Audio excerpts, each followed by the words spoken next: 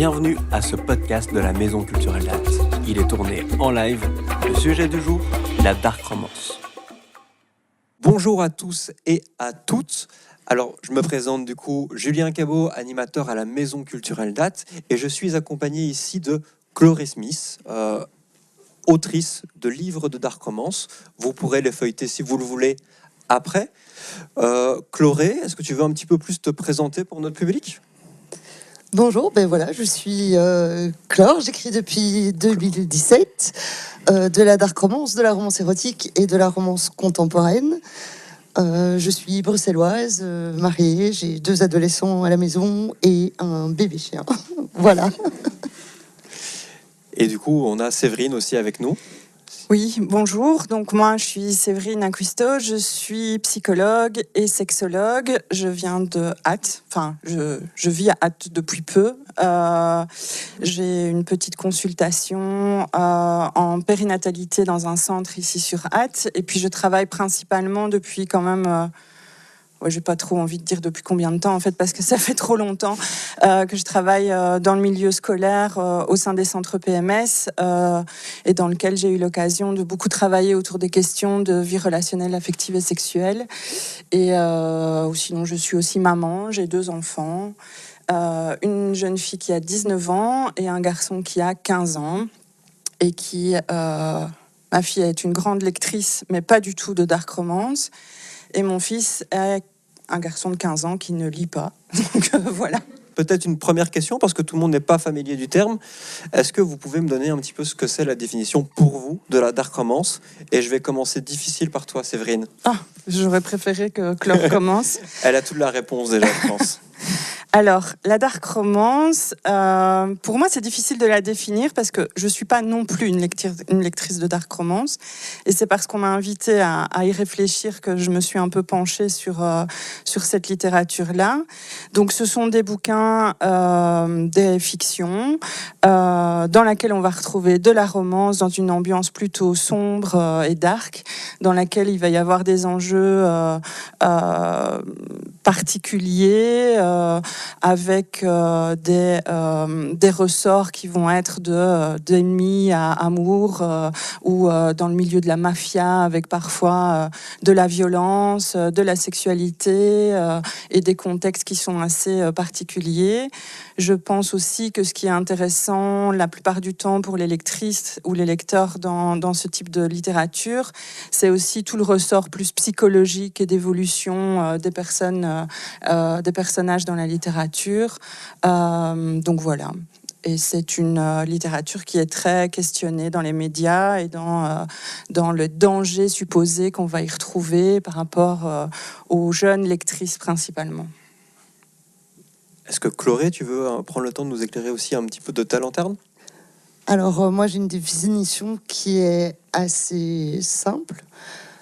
Pour moi, on passe en dark romance dès que la romance dépasse les codes moraux généralement admis par la société.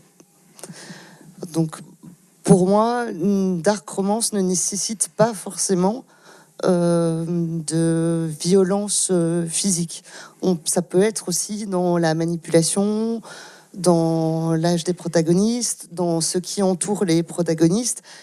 C'est vraiment une question que une toute ou partie de l'intrigue ne correspond pas aux codes moraux de la société. La dark romance, c'est aussi quand même un bon succès. On en parle beaucoup pour le moment. Je pense par exemple à Captif, c'est 8 millions d'euros de recettes, c'est 400 000 livres vendus, qui a un petit peu porté à nouveau le phénomène de la dark romance. Est-ce que vous voyez que c'est un succès de votre côté ? Et pourquoi on en parle d'après vous autant, la dark romance ? Alors, pour moi, Captive a beaucoup fait parler de lui parce que c'était un succès entre guillemets inattendu et qui a entre autres beaucoup embêté l'intelligentsia de l'édition française, puisque voilà, Captive c'est plus de ventes que le Goncourt, que le Renaudot l'année dernière. Donc et forcément il y a des gens à qui ça plaît pas beaucoup. La dark romance c'est pas du tout un phénomène nouveau. C'est vrai que Captive l'a remis au devant de la scène. mais Captive a aussi apporté beaucoup de nouvelles personnes à la lecture. Et en dehors de Captive, il y a aussi un gros phénomène lié aux réseaux sociaux et au confinement qui fait qu'il y a une caisse de résonance autour de la lecture qu'il n'y avait pas avant, puisqu'on a des chiffres sur le confinement. Ça a été clairement une bonne période pour l'édition. Est-ce que de ton côté, Séverine, tu veux rajouter quelque chose ou... Non, je pense que c'est quelque chose qui a été quand même assez surprenant, comme tu le disais, parce que c'est une démarche qui venait d'écrivaines, notamment par rapport à l'écrivaine qui a écrit Captive, qui a d'abord écrit sur Wattpad. Donc c'était d'abord aussi un phénomène qui a été repris par l'édition, après qu'il y ait déjà un gros succès autour de la lecture de ce roman-là. Et puis c'est l'édition qui a pris tout ça en main, en voyant qu'il y avait quand même un intérêt particulier vu le nombre de lectrices et de lecteurs qu'il y avait déjà sur Wattpad notamment. Et puis je pense que cette histoire de caisse de résonance au sein des réseaux sociaux, ça a fait vraiment cet intérêt auprès des lectrices et des lecteurs au sein de TikTok, Instagram, etc. et qui a vraiment permis un développement super rapide au niveau de ce type de roman et une espèce de grosse mode comme ça qui s'est mise en route directement et du coup ça a lancé la possibilité à d'autres écrivains de pouvoir s'emparer de cette thématique-là en voyant que ça fonctionnait et de créer un peu cet élan par rapport à cette Une petite littérature. question de clarification avant, quoi. Est-ce que tu peux expliquer ce que c'est Wattpad ? Wattpad, c'est une application sur laquelle n'importe qui peut aller écrire une fiction, que ce soit une fanfiction en reprenant des héros, par exemple, une fanfiction autour d'une histoire d'amour, par exemple, je sais pas moi, de Harry Potter avec Hermione qui ne s'est jamais passée dans la réalité de la saga Harry Potter et qui a été retranscrite comme ça, par exemple, ou d'autres, n'importe quelle thématique qui peut être mise en ligne et qui peut amener des lecteurs à lire sans qu'il y ait besoin de passer par une maison d'édition au niveau de la production qui est mise en ligne, en fait. J'ai envie d'ajouter quand même que l'histoire est un éternel recommencement, parce qu'on parle de Wattpad qui a porté Captive, mais il y a quelques années déjà, After, qui est un gros succès en new romance, avait également été porté par Wattpad. Donc voilà, Wattpad a connu un cycle très haut, duquel pas mal d'auteurs francophones sont sortis, et puis Wattpad est un peu tombé dans l'oubli, et Wattpad a réussi à se renouveler avec maintenant une nouvelle génération d'auteurs. Pour moi, c'est un peu drôle d'entendre parler de la génération Wattpad et maintenant de la nouvelle ère de la génération Wattpad, en sachant que quand j'ai commencé, pas mal de mes collègues venaient de Wattpad. Donc voilà, C'est en effet un un neuf peu sous le soleil cyclique, en quoi. fait. Et justement, il y a aussi ce phénomène sur les réseaux sociaux qui a un peu percé via le Covid. Par exemple, ici, malheureusement, on n'a pas Sophie pour en parler, mais ce qui est Bookstagram, est-ce que ça, vous savez un petit peu en parler et peut-être décrire pour le public un petit peu ce que c'est, ce phénomène ? Donc là, il y a deux réseaux sociaux qui portent très fort la littérature. Instagram avec ce qu'on appelle le Bookstagram et puis TikTok avec ce qu'on appelle le BookTok. Donc c'est chaque fois des hashtags qui permettent de retrouver les publications au sujet des livres. Et les deux plateformes ont permis aux lecteurs de s'exprimer en montrant leur amour pour tel ou tel titre, en faisant des esthétiques de leurs livres préférés, en faisant des vidéos, des photos, etc., etc. Sur Instagram, on est plus sur de la chronique littéraire. Sur BookTok, on va être sur quelque chose de... ça dépend un peu de quel côté du BookTok on tombe, mais voilà, on est souvent sur des choses plus légères, beaucoup de trends de 7 secondes où on va mettre en avant un livre. Et les deux permettent, on va pas se mentir, c'est un genre de publicité gratuite pour les titres, puisque ça permet aux lecteurs de parler ensemble, de se conseiller des titres, de fournir une caisse de résonance. Et aujourd'hui, ça compte très fort dans le monde de l'édition. Et puis ça crée des communautés aussi. Oui. ça crée vraiment un lien entre les différentes lectrices de tel type de roman ou d'un sentiment d'appartenir à quelque chose de commun avec d'autres personnes qui les lisent aussi. Et donc c'est ça qui fait aussi cette caisse de résonance et cet échange qui est en fait très positif aussi autour de la littérature sur ces réseaux sociaux qui sont parfois un peu diabolisés, mais qui permettent en fait à certaines lectrices ou lecteurs de trouver d'autres personnes avec qui échanger, à pouvoir apprendre et à pouvoir créer quelque chose qui soit vraiment porteur par rapport à leur intérêt du moment, quoi. J'étais assez étonné en faisant ces recherches sur la dark romance de constater que c'était des vraies sphères de milliers, de centaines de millions, voire de millions de personnes, et que la dark romance, justement, dans tout ce qui est BookTok, avait un succès supplémentaire.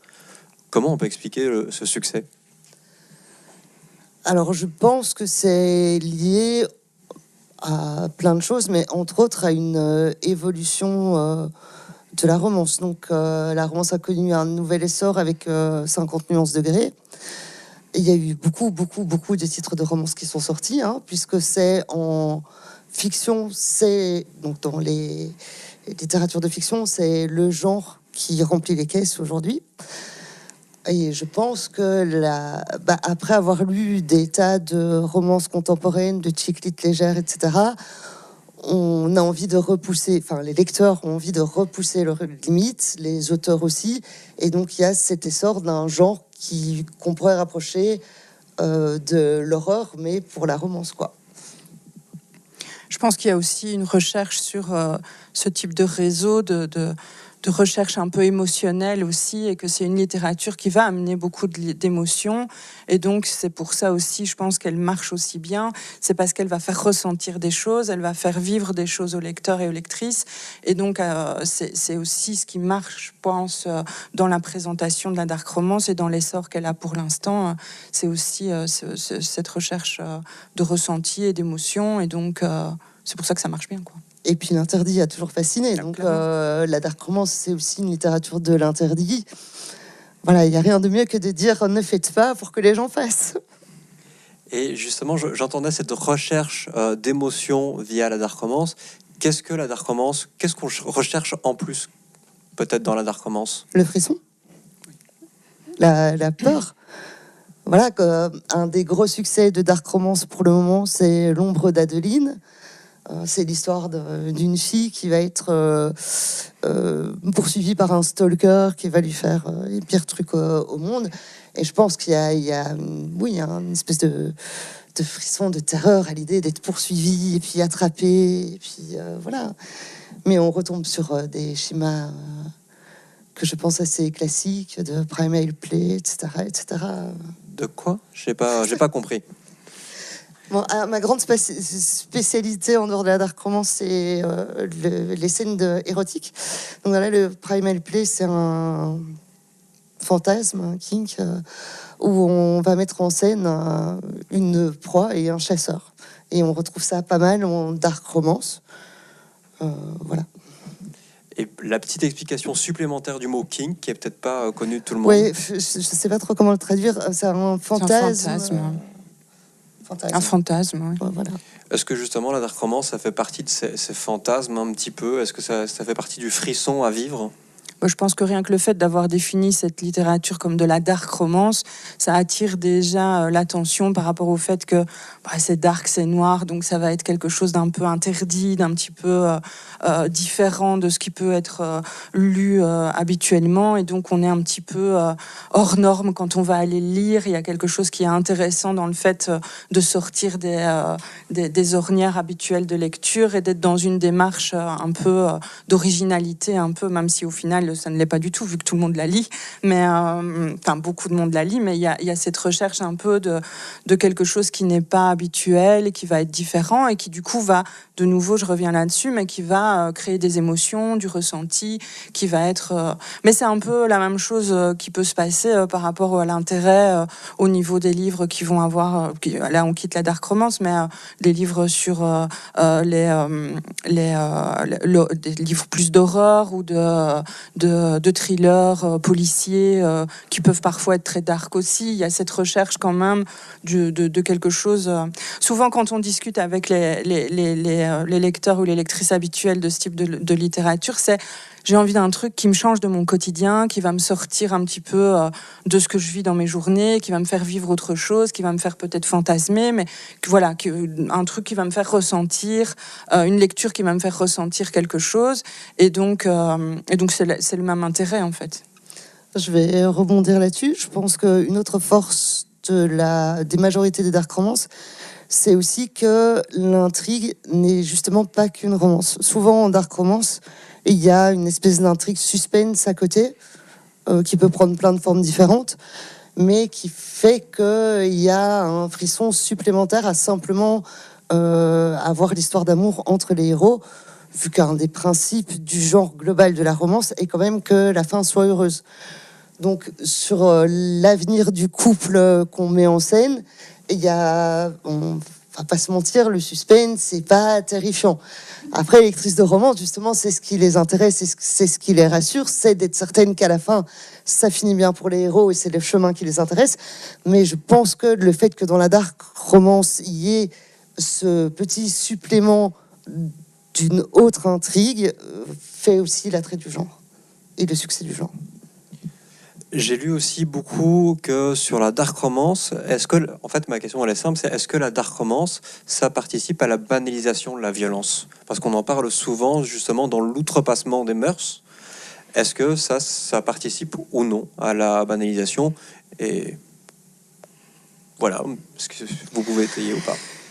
Alors, c'est une question qui est vraiment intéressante parce qu'en fait, si on va lire les articles dans la plupart des journaux qui vont écrire un article sur la dark romance, ce qui va être mis en avant, c'est tous les supposés dangers qui pourraient exister, et notamment les dangers, parce qu'en fait, la dark romance, il y a énormément de monde qui la lit, mais on va se focaliser quasiment uniquement sur la petite proportion de jeunes adolescents qui vont la lire et pour lequel on va anticiper plein de problématiques possibles qui pourraient découler de la lecture de la dark romance. Comme si, et comme on le sait, 95% des lecteurs sont en fait des lectrices dans la dark romance, on va imaginer tous les dangers qui peuvent être amenés autour de ce type de lecture parce qu'il y a de la violence, parce qu'il y a un contexte particulier dans les romans, de potentiels dangers par rapport à une sensibilité trop grande ou une fragilité trop grande auprès des lectrices jeunes adolescentes qui iraient lire ce type de roman. Moi, ce que j'aime bien dire par rapport à cette question-là, c'est qu'en fait, il faudrait questionner l'ensemble de nos productions culturelles dans lesquelles on peut trouver plein de problématiques à plein d'autres endroits et que s'attaquer à la dark romance, c'est un peu facile en réalité. Parce que là, c'est facile de dire oui, il y a de la violence, ça va expliquer toutes les problématiques qu'on a dans les relations entre les hommes et les femmes dans la société, le sexisme, les violences sexistes et sexuelles. Tout va être expliqué parce que les jeunes filles lisent des livres de dark romance. Alors qu'en réalité, il faut remettre ça dans un contexte sociétal qui est complexe, qui est encore patriarcal, qui est encore rempli de cette culture du viol qui traverse en fait la plupart de nos productions culturelles actuellement, et qu'en fait on devrait plus se questionner sur pourquoi on en est encore toujours en 2024 sur des modèles relationnels qui fonctionnent encore sur ces relations de domination, de violence et d'enjeux comme ça où on nous fait croire que les relations amoureuses elles n'ont de sens que s'il y a de la difficulté, que si on doit traverser des épreuves, que si on souffre, la souffrance va amener un amour beaucoup plus grand et beaucoup plus important.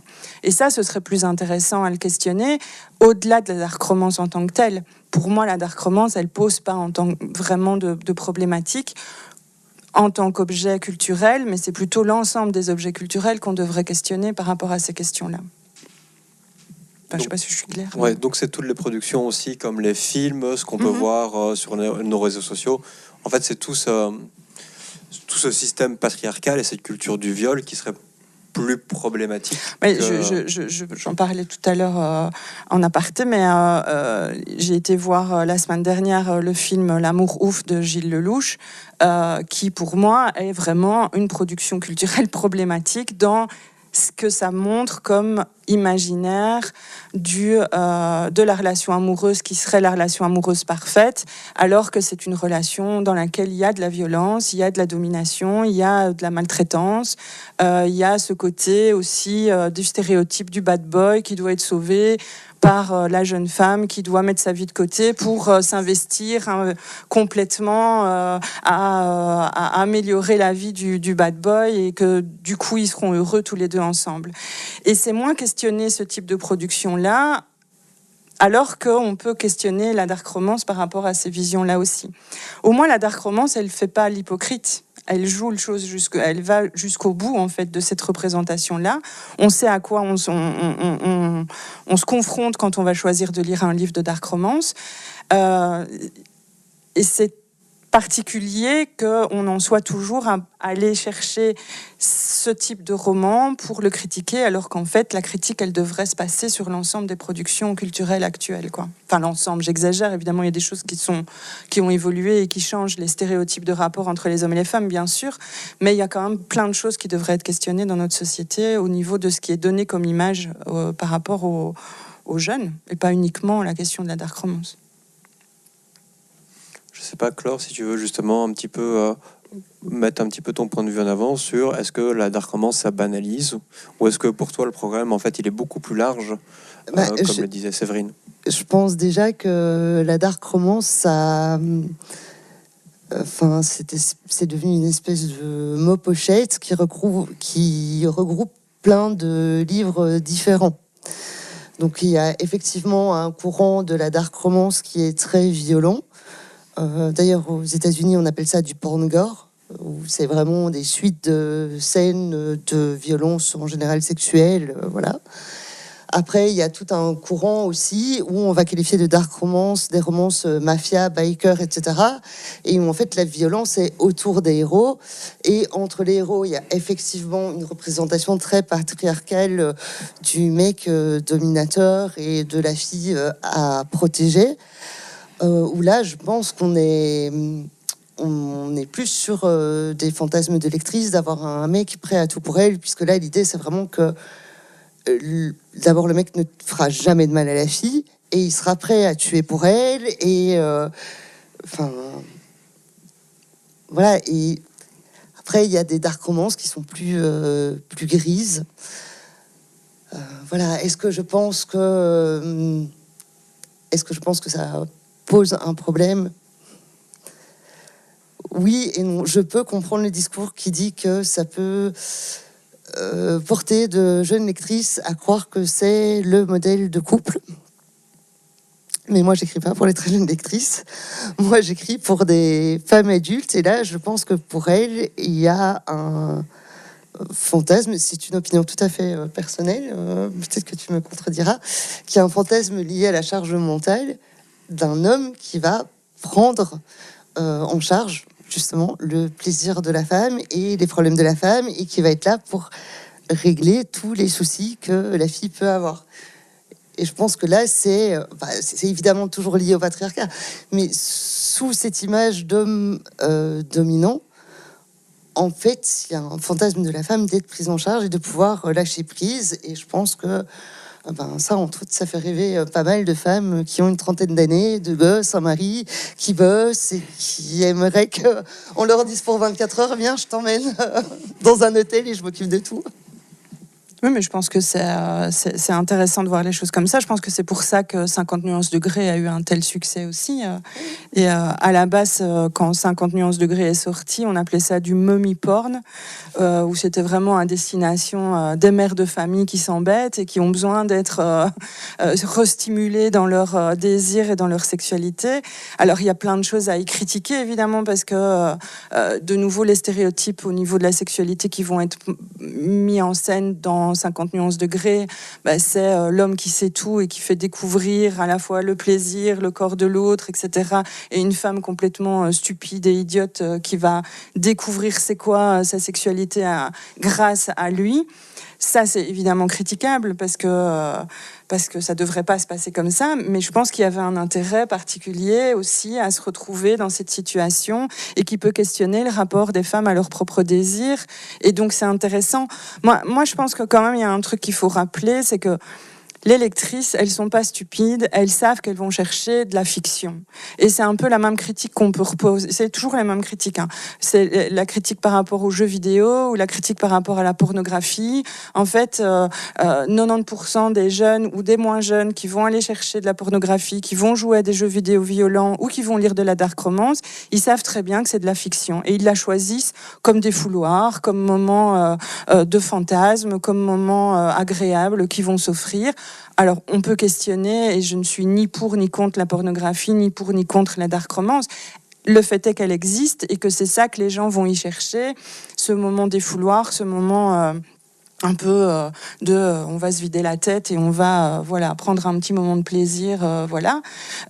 Mais ce qui est important à retenir, c'est que la plupart des personnes qui vont aller utiliser ce type de matériel, ils savent que c'est de la fiction et ils vont pas se dire ce que je vois en regardant mon film porno, c'est la réalité de ce qui se passe dans ma vie et c'est ça la vie sexuelle.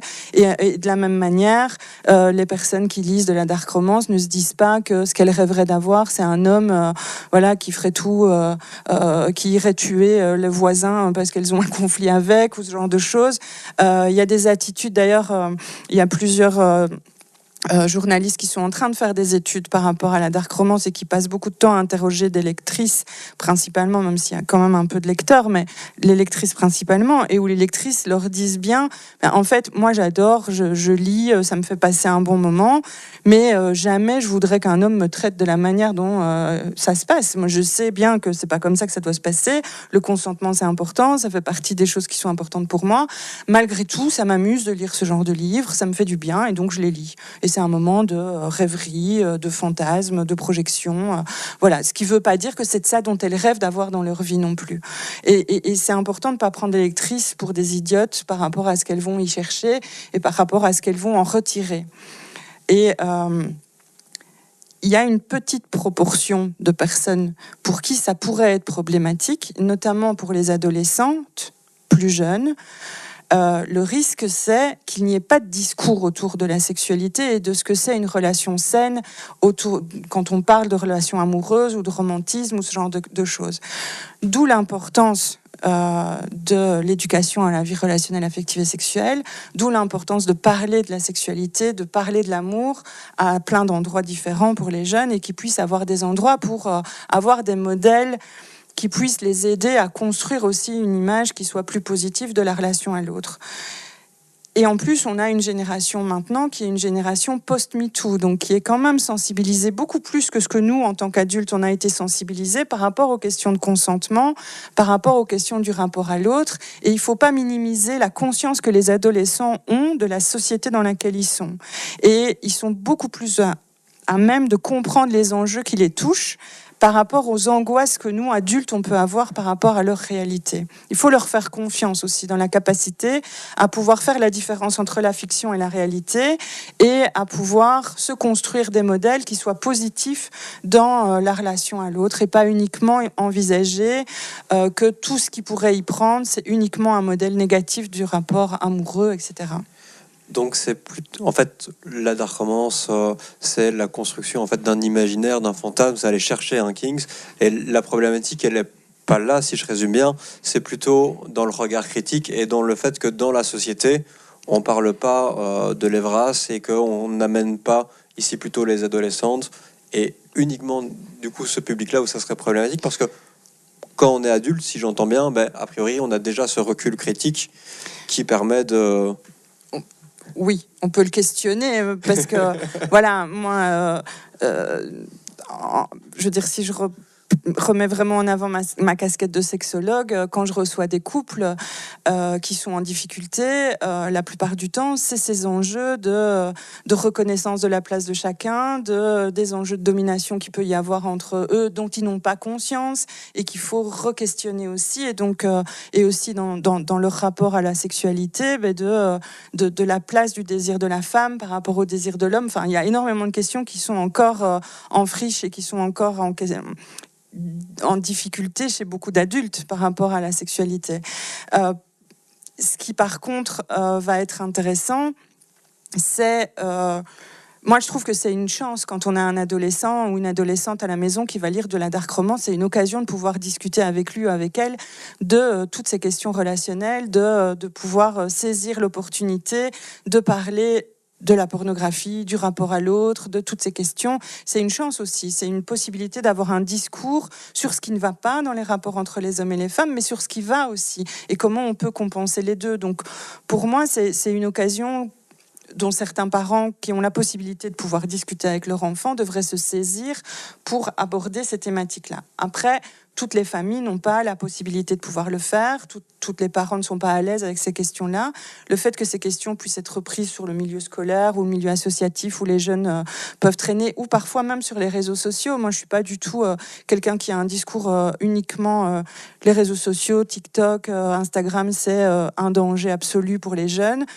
C'est aussi une ressource pour eux, pour aller parfois chercher justement des comptes sur lesquels il peut y avoir de la discussion, de la critique, des échanges, qui peut être vraiment hyper important pour eux dans la construction de leur sexualité, dans la construction de leur rapport à l'autre, encore plus ici quand on parle de relations hétérosexuelles, du rapport à l'homme et de comment ça peut se passer. Donc c'est une occasion vraiment hyper intéressante en final d'avoir des adolescents, parfois même très jeunes, qui vont aller lire de la dark romance. On peut rediscuter avec eux de plein de thématiques différentes.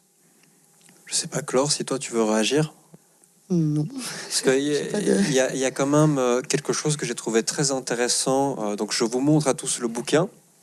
Donc Just Win Baby, c'est un bouquin que Chlore a écrit. Est-ce que tu veux bien un petit peu expliquer à tout le monde ici un petit peu de quoi il parle et surtout comment l'idée t'est venue? Parce que j'ai trouvé ça très intéressant en parlant justement d'éducation.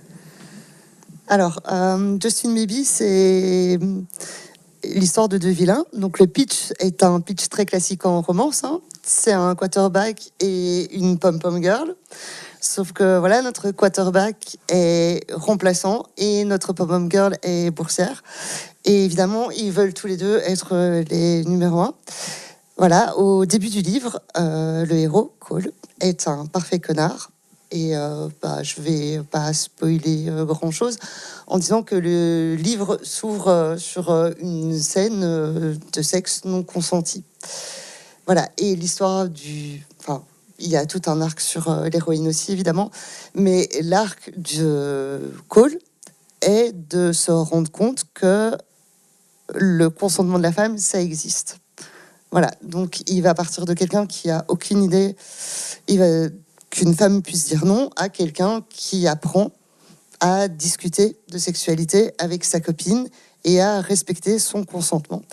Et en fait, j'avais envie d'écrire ça parce que je suis tombée sur un article sur des étudiants aux États-Unis qui se retrouvent chez le recteur accusés de viol après des soirées en fraternité, etc. Et ils sont sincèrement étonnés parce qu'ils n'avaient aucune conscience qu'une femme puisse dire non. Et j'avais envie de creuser cette question de comment un gamin peut arriver à une vingtaine d'années, donc en fac, sans savoir que le consentement existe. Dans quoi a-t-il dû baigner pour avoir à ce point peu de respect de la femme? Quel discours de masculinité toxique a-t-il entendu pendant 20 ans pour en arriver là? Voilà. Il lisait de la dark romance, en fait. Moi, j'avais justement trouvé ce point de vue parce qu'on imagine, on labellise souvent la dark romance comme quelque chose de très nocif et je peux me confier à vous. C'est sur ce livre de dark romance, moi, ça m'a aidé à me questionner sur ma masculinité et sur cet aspect un petit peu toxique qu'on peut avoir. Merci. Et donc, j'ai trouvé cet aspect éducationnel hyper intéressant et un petit peu contre l'étiquette, logiquement, qu'on met sur la dark romance. Et j'ai l'impression qu'on met aussi beaucoup de choses sur l'étiquette dark romance, et voire beaucoup trop, et que des livres labellisés dark romance, en fait, peuvent être bons, simplement aussi, autant pour l'imaginaire que pour l'éducation. J'espère. Moi, je suis très intéressée dans ce que j'écris, par tout ce qui est la zone grise du consentement, par la masculinité toxique, et par tout ce genre, par tous les fantasme kink un peu particulier. Donc voilà, est-ce que le livre est bon? Est-ce que j'ai réussi mon pari? Ça, j'en sais rien, c'est au lecteur de décider après. Je peux comprendre qu'on trouve le livre problématique parce que Just Baby est vraiment un livre dur. Il parle beaucoup d'hypocrisie, de manipulation, de l'influence des réseaux sociaux. C'est l'histoire de deux personnes qui sont prêtes à tout pour avoir la première place et même à des choses pas très jolies. Mais je pense que c'est aussi une réalité de la vie. Je pense qu'on connaît tous quelqu'un qui est prêt à écraser père et mère pour arriver à ses fins. Et c'est des choses, en tout cas en romance, c'est des types de personnages, je trouve qu'on ne voit pas beaucoup. Je sais pas si tu veux réagir de ton côté, Séverine. J'avais peut-être envie de réagir sur le fait que il y a quand même pas de mauvaise lecture et pas de mauvaise littérature, et que la différence entre aller lire un roman dans lequel il va y avoir de la sexualité ou aller regarder un film pornographique en vitesse sur Internet, il y a quand même quelque chose de tout à fait différent dans la position que la personne va prendre. Quand on est consommateur de films pornographiques, on va être plutôt dans la passivité. Les images, elles sont produites, elles nous sont données, et en soi, c'est bien, c'est pas bien, la question n'est pas là, mais il y a quand même cette position relativement passive par rapport à ce qui peut être créé comme fantasme, alors que dans la littérature, on est quand même dans une construction plus active. C'est la personne elle-même qui va devoir se construire ses propres représentations. Elle va pouvoir aussi mettre de l'interprétation et de la distance dans les moments où elle aura envie de le faire ou pas. On est quand même dans un rapport à l'imaginaire qui va être beaucoup plus constructif et beaucoup plus intéressant, même dans la création de fantasmes, en sachant que les fantasmes, c'est quelque chose de sain dans la vie et dans la santé sexuelle. C'est quelque chose qui va permettre de justement questionner son désir, aller chercher des choses qui vont peut-être apporter justement du plaisir ou quelque chose, une expérience qui va être positive pour la personne qui va se créer ses fantasmes. Et donc, c'est quand même toujours une démarche qui est, pour moi, plus intéressante parce qu'elle va rendre la personne plus acteur de ce qu'elle va se représenter. Et donc, pour moi, il n'y a pas de littérature qui serait bonne ou mauvaise par rapport à ces questions-là. Et donc, c'est toujours intéressant parce que je pense qu'il y a plus de conscience de ce qui va être en train de se jouer que d'aller chercher quelque chose d'excitant dans un film porno qu'on va regarder en 5 minutes sur son PC, quoi. Oui, moi je pense que effectivement la littérature, pas que la dark romance, mais toute la new romance, toute cette littérature romantique avec des scènes explicites, ça permet d'avoir une safe place pour explorer ses propres fantasmes, dans le sens où si on se rend compte finalement que ce fantasme qu'on avait nous dérange, on ferme le livre, on le range et voilà, c'est terminé.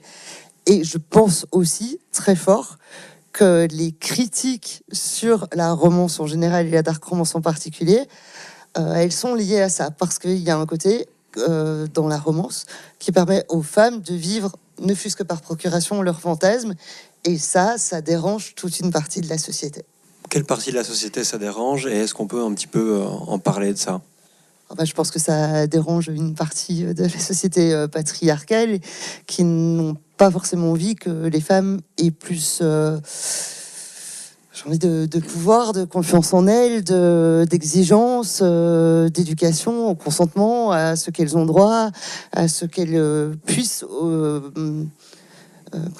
s'approprier leur propre vie sexuelle, et voilà, de la même façon qu'un homme pourrait le faire. Oui, je pense que les enjeux au niveau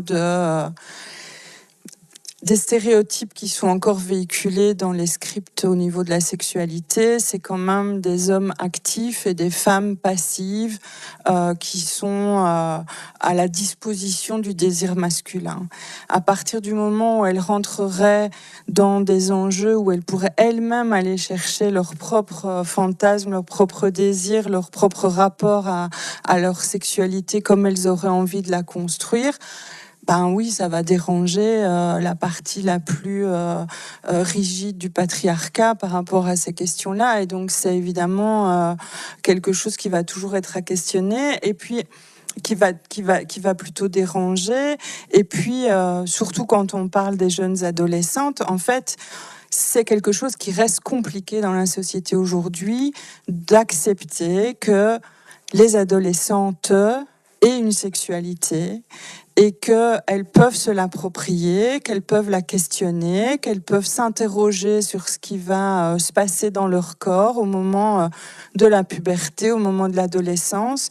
Autant on va questionner un peu le rapport à la pornographie chez les garçons, autant les filles, on n'en parle jamais. Quand on parle de la pornographie, c'est toujours l'impact que ça va avoir sur les garçons, alors que il y a aussi exactement les mêmes questions qui vont se passer dans le développement, et c'est un développement normal de se questionner sur, tiens, mais qu'est-ce qui va titiller mon intérêt à travers ma sexualité, à travers ce que je vais lire, à travers ce que je vais découvrir dans la littérature, parce que voilà, même si il y a des jeunes filles qui vont aller vers la pornographie, il y en a quand même moins que les garçons, et la littérature est une manière détournée aussi d'arriver à être confrontée un peu à ces excitations à travers la littérature, et elles vont y trouver aussi quelque chose qui va construire leur imaginaire et qui va construire leur rapport à elles-mêmes aussi, en se connaissant peut-être un petit peu mieux. Alors c'est pas du tout une vraie éducation à la sexualité, mais c'est quand même une recherche d'excitation, une recherche d'émotion, et qui va peut-être être hyper importante pour elles. Et ça, c'est quelque chose qu'on a encore du mal à accepter dans le développement des adolescentes et dans le fait de les accompagner. On a toujours tendance à penser que c'est trop tôt, c'est dangereux, elles vont se mettre en danger. Et c'est là où la culture du viol revient, parce que elles vont être responsables du danger dans lequel elles pourraient se mettre. On va déjà les culpabiliser par rapport à cette prise en main qu'elles pourraient avoir de leur propre sexualité.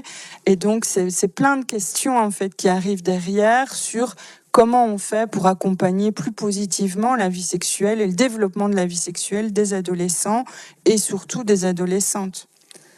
Et donc, j'en reviens vraiment à ce besoin hyper important de discuter, d'avoir des espaces de communication avec les adolescents, ou de leur laisser à eux des espaces de pouvoir échanger sans avoir peur que ça dérape non plus, de les laisser aussi pouvoir explorer toutes ces questions-là sans imaginer tous les dangers qu'il peut y avoir, mais d'arriver à transposer ça comme quelque chose de positif dans leur propre développement, parce que ça va les structurer dans leur rapport à l'autre, à travers les questions, les échanges qu'il peut y avoir aussi. Et ça, c'est hyper important.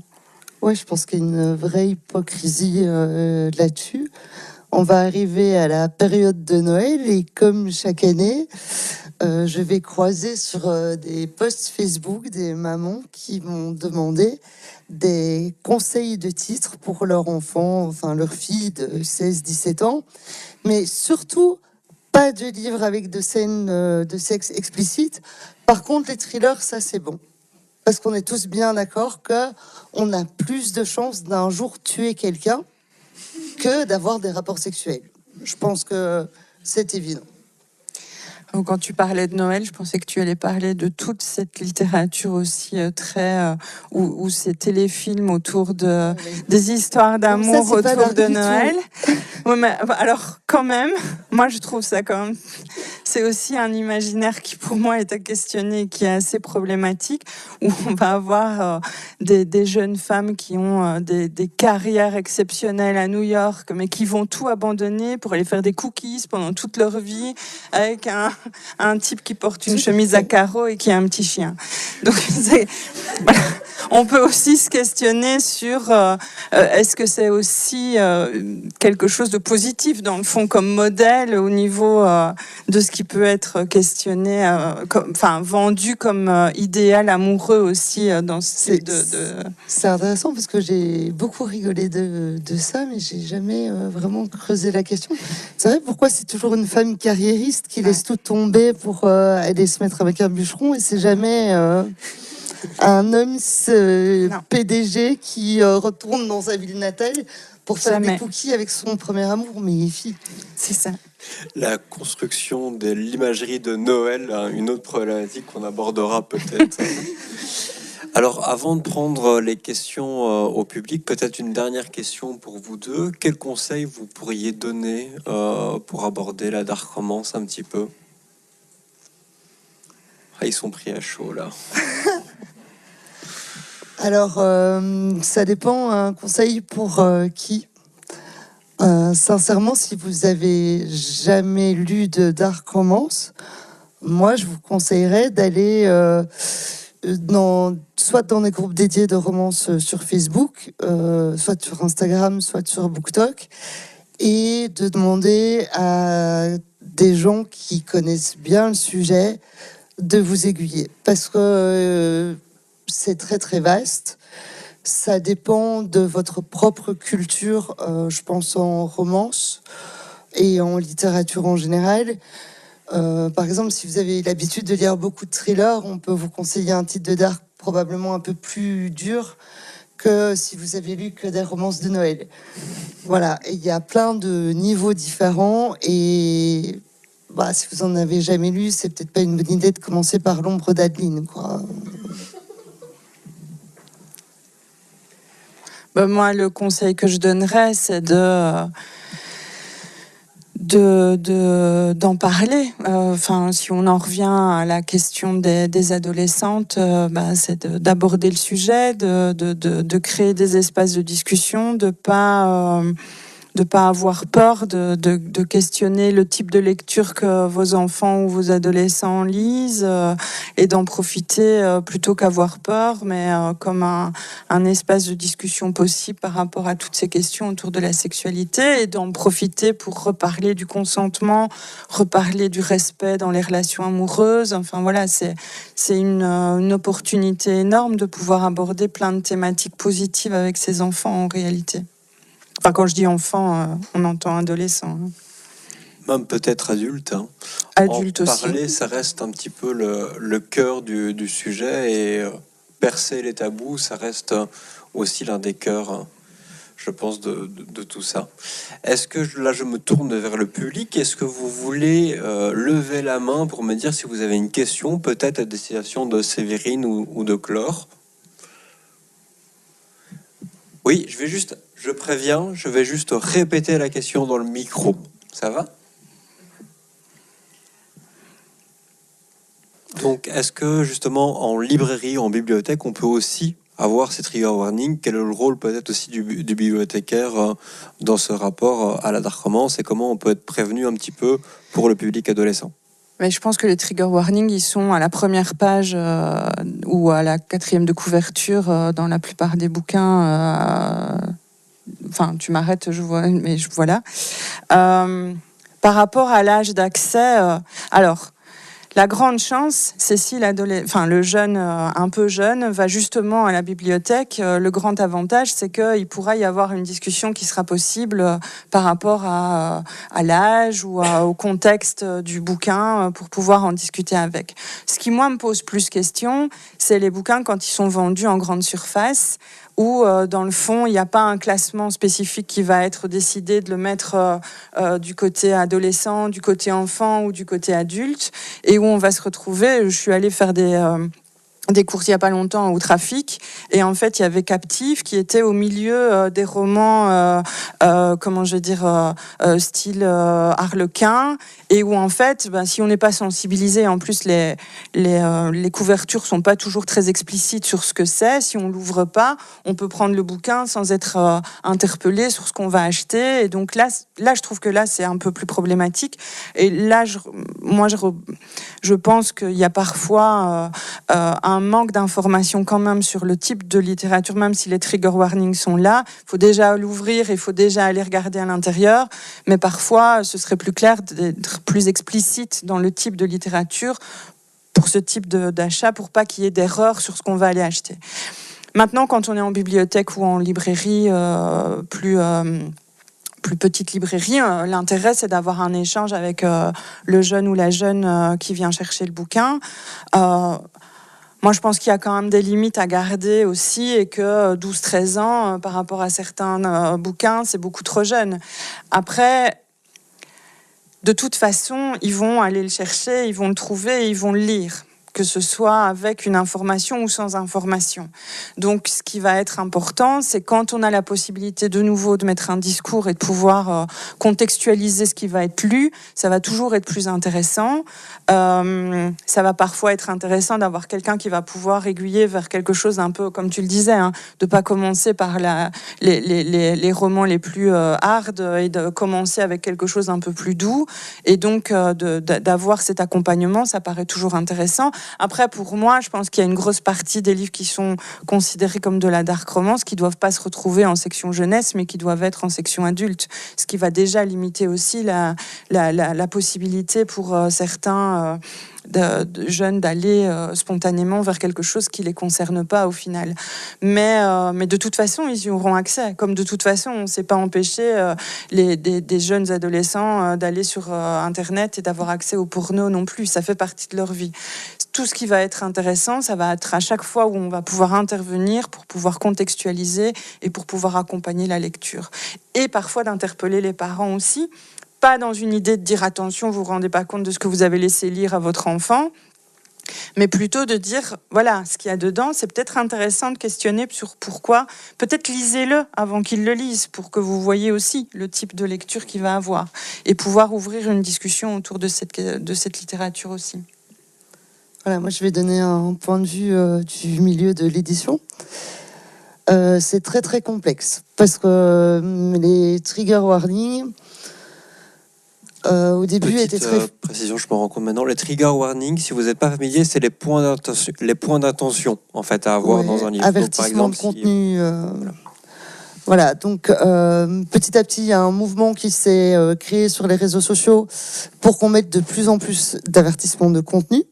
Et donc là où à une époque ils avaient du sens, mais en même temps ils pouvaient spoiler, maintenant on nous réclame, enfin les lecteurs nous réclament tellement d'avertissements de contenu qu'honnêtement ça perd un peu son sens.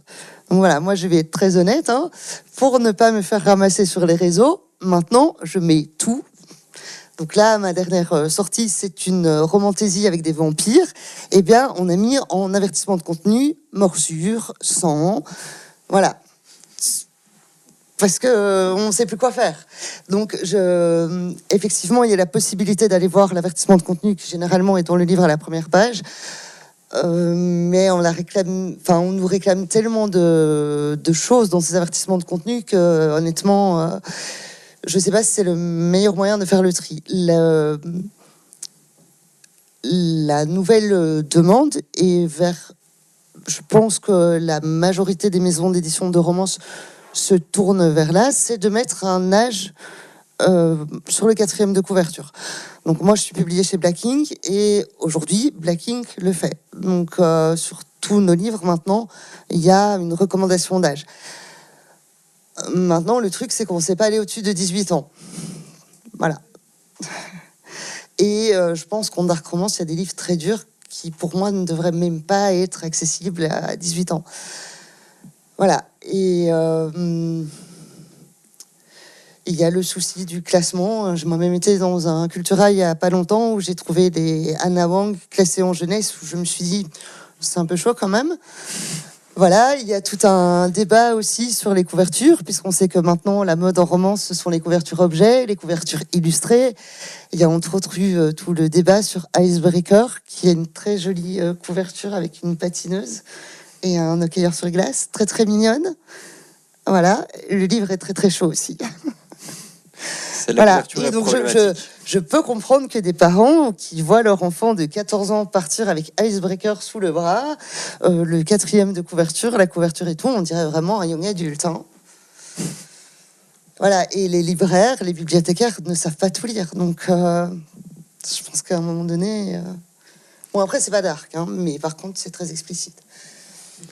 Donc c'est un petit peu ce questionnement aussi sur tout ce qui est plus mainstream, c'est-à-dire les grands magasins qui pourraient mettre ça un petit peu en avant. Et l'idée, c'est aussi d'avoir des trigger warnings aussi dans les livres ou des âges recommandés, mais surtout d'avoir une possibilité d'ouvrir la discussion avec un libraire, une bibliothèque ou dans l'idéal le parent. Est-ce qu'on a une seconde question ? Oui.